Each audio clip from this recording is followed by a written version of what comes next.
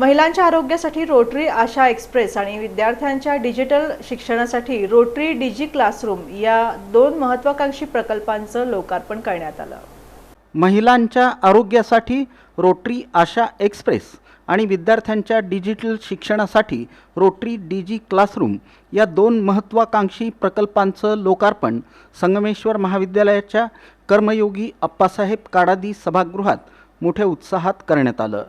कार्यक्रमाचं उद्घाटन माजी प्रांतपाल डॉक्टर मुकुंद चिद्रावार आणि डॉक्टर उज्ज्वल चिद्रावार यांच्या हस्ते दीपप्रज्वलनानं करण्यात आलं।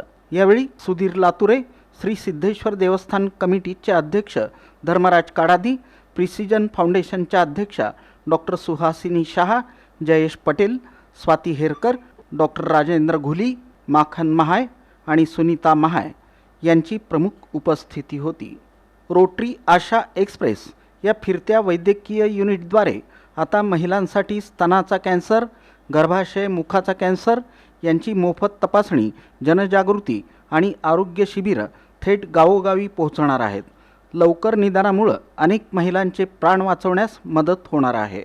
रोटरी डिजी क्लासरूम ग्रामीण आणि शहरी भागातील शाळांमध्ये स्मार्ट टीव्ही, टॅब आणि ई लर्निंग कंटेंटद्वारे डिजिटल शिक्षणाची क्रांती घडवणारा उपक्रम आहे। या प्रकल्पाचा आतापर्यंत 70,000हून अधिक विद्यार्थ्यांना लाभ झाला असून यावर्षी 1,00,000 विद्यार्थ्यांपर्यंत हा उपक्रम पोहोचवण्याचं उद्दिष्ट रोटरीनं ठेवलं आहे।